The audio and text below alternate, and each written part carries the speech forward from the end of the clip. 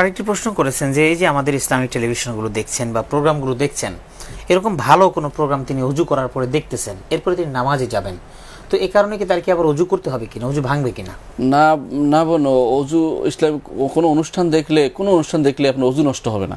এমনকি নাচ গান দেখলে অজু নষ্ট হবে না, কিন্তু গুনাহ হবে, কবিরা গুনাহ হবে, সেটা আলাদা কথা। কিন্তু অজু নষ্ট হওয়ার মতো কিছু নাই। হ্যাঁ, একটা খারাপ জিনিস দেখার পরে পরবর্তীতে আল্লাহর কাছে যাবেন, সেখানে আপনার এই যে গুনাহ ঝরে যাওয়া দরকার, সেই জন্য অজু করলে আপনার গুনাহ পড়ে যাবে, সেটা আলাদা কথা। কিন্তু ভালো কিছু দেখার পরে আপনার অজু করতে হবে, এটা কেউ বলে নাই। এবং এইটা তো আমার মনে হয় কেউ বাড়াবাড়ি করেছে, আপনার সাথে বাড়াবাড়ি কোনো ঘোষণা দিয়েছে, ঠিক নয়।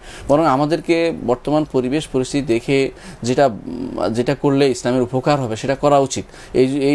এই ইসলামিক প্রোগ্রামগুলি বেশি বেশি করে করা উচিত, বেশি বেশি মানুষকে জানানো উচিত, দিন শিক্ষার জন্য তাদের উপকার কাজে লাগে সেগুলি তাদেরকে কাজে লাগানোর ব্যবস্থা করা উচিত। আপনি অনেক মানুষ নিয়ে দেখাতে পারেন, তাদেরকেও দেখতে বলতে পারেন সেই অনুষ্ঠানগুলো, যাতে করে মানুষ দিন সম্পর্কে সচেতন হতে পারে। এগুলি অন্ধকার থাকলে আপনাকে অন্ধকারে অনেকেই ঢিল ছুড়বে খারাপভাবে, অন্ধকারে আপনাকে ভুল পথে নিয়ে যাবে। বরং এটা তো অজু নষ্ট হওয়ার কিছু নেই, বরং আলহামদুলিল্লাহ এটা আমার সওয়াব হওয়ার সম্ভাবনা আছে। জি, ইনশাআল্লাহ। ধন্যবাদ।